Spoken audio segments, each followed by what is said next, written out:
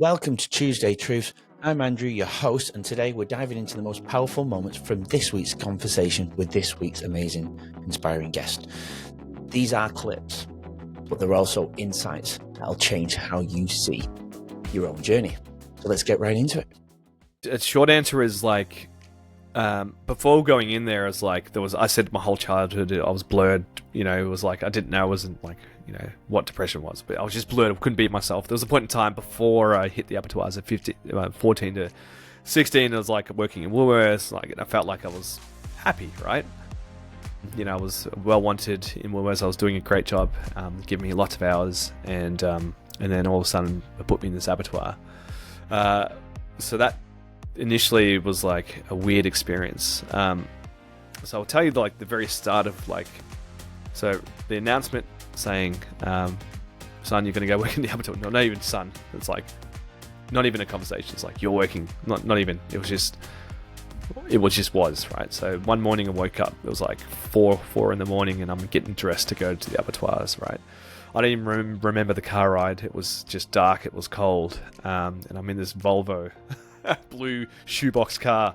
And all of a sudden we didn't know where to go. We drove through where the trucks drive through, and then all of a sudden we were at this penitentiary center. There's big black gates, and we drive in. There's trucks with skin everywhere, and that screw that I talked to you about before. And then my dad opens the door, and then we both get out of the car, and I walk, and I'm like, where the hell do I go? And I'm just walking through this what looks like a prison yard. And then the smell was the first thing I remember. It was like we've all been to a zoo, I'd assume.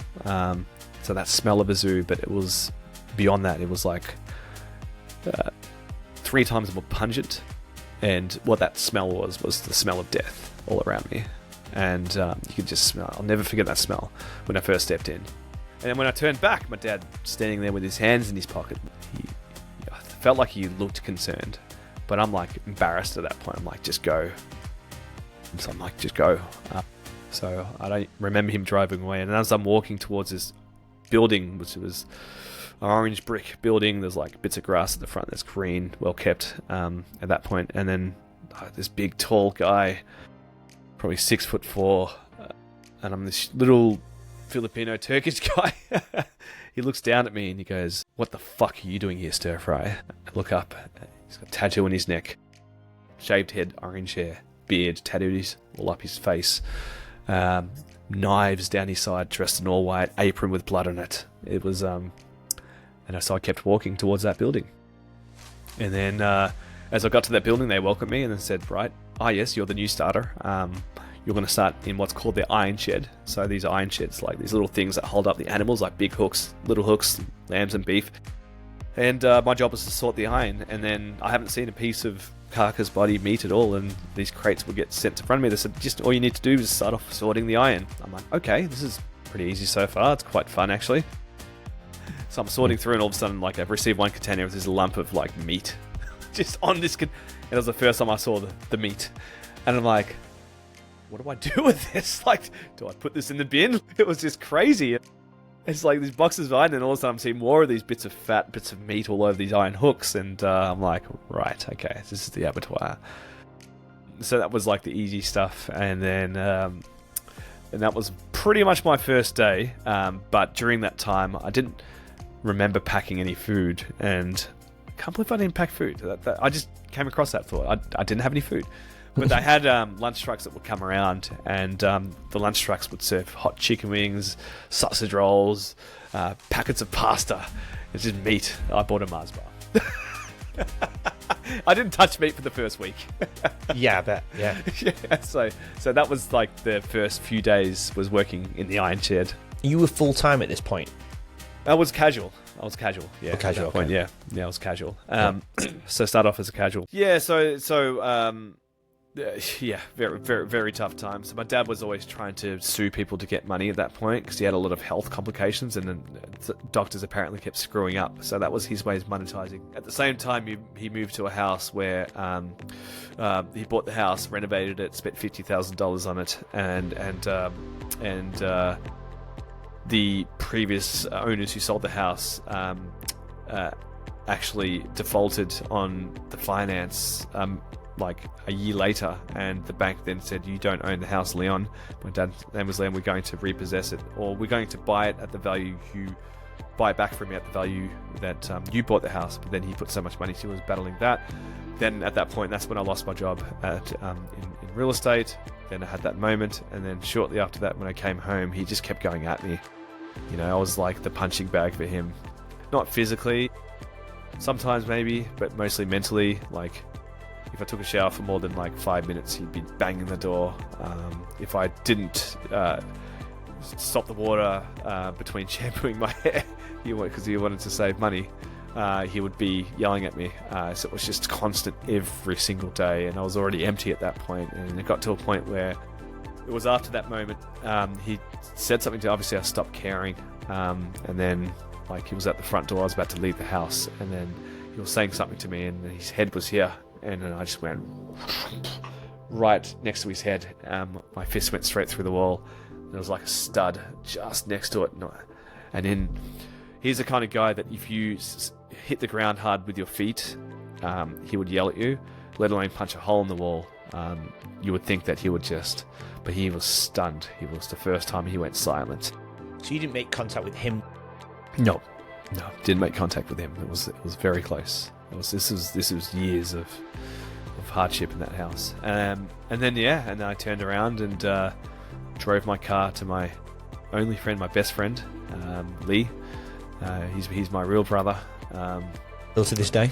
Still to this day. Our families are close. He's got 2 kids. We're close. And, I love that. He's a beautiful man. Shout out to Lee if he's listening. Shout out to Lee Shu. Shout out to you. Nice little rhyme. Sounds like Rush Hour that. It does. To what you, a great name. To me, to you. No, you. No, you. Yeah, no, you. Shoo. So I drove to his place, and he was going through a battle as well. But then I ended up just staying over there, and that was Never moved back. Never went back again. That was it. Relationship with your father during that time, though? I didn't remember speaking to him for a long time, to be honest. Like, I didn't even get clothes. I started to smell. Like, I literally just left the house, and then I had to like go back when my dad wasn't there to pack my stuff, and then my mum helped me, and she was not as sad as I thought she would be. Strangely, to be honest, really strange. Maybe it was less pressure off her having that different dynamics around. Even though she loves you, I don't mean it like that. Yeah, but maybe it's also having extreme hardship and mental bullying through her whole life that pain wasn't really a thing for her. Yeah, very true. Yeah. So, and that was the same with me. And my brother would probably escape it through having fun and all sorts of things. Escapism. So, So my relationship was like, and then it just became normal. Like I think, at that point, I had a girl, eventually married her, and then and it was just like it became a normal thing. And then my best friend, we moved out together. We lived together for 4 years. Yeah, it was just like, it was just normal. It wasn't a conversation. It wasn't like, son, I'm sorry, or I'm nothing. Which is, again, that was the story of my whole life. It was no anything. Yeah, I think look, the big one is definitely like programmed to lose. I think that's a statement. Okay, it's programmed to lose. So a simple thought that one day I am going to write a book about this, right? But the simple thought of like programmed to lose was, through my whole childhood was literally, I'd be programmed to lose. Let my brother win everything, and be the one that is dumbed down. And you sort of have that as a self belief, going forward. There was a lot of different moments of time where no matter what my brother would do, I would still love him, and because that was like a default state. I think that's like a key thing, and it's like becomes a mental norm, even in life, like playing sports, and it carries across to everything that you do, and even business, right?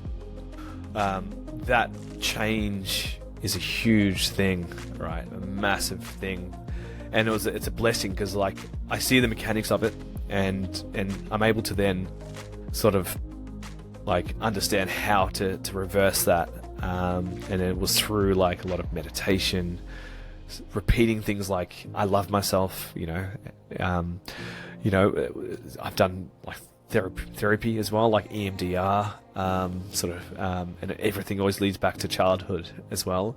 Do certain methods of tapping, and you need to remove a limitation from a part of your brain that you can't access through conversation. So conversational therapy is bullshit. You'll never change from that, but you can change through this method. And sort of realizing, there's all these tools out there to help you sort of rebuild that and not be programmed to lose. I think that's a huge thing.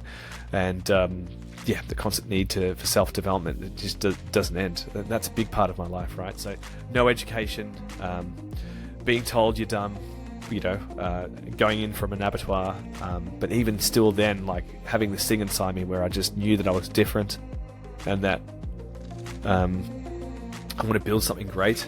There's always this innate sort of belief that I had. So that's probably a huge thing, right? So no matter what someone did to me, I wouldn't feel anything. It was a strange thing. But then, getting out of that through this mindset, I think is a critical component. So yeah. Sounds like you've rewired your brain to program yourself to win now then. Well, it's wiring. I think it's an endless pursuit. You hear things about, imposter syndrome is a huge one, right? A huge one.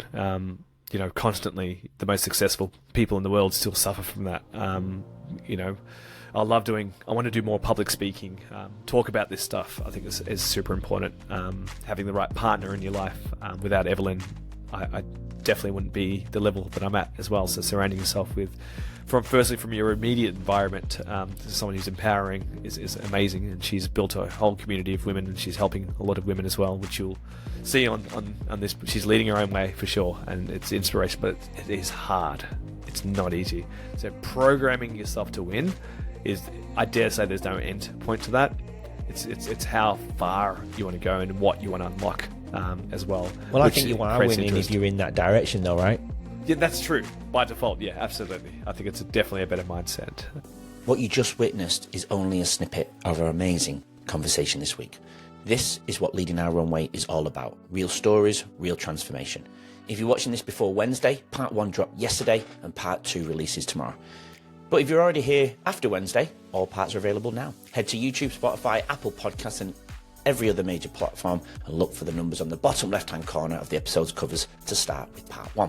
Trust me, you don't want to miss this incredible journey.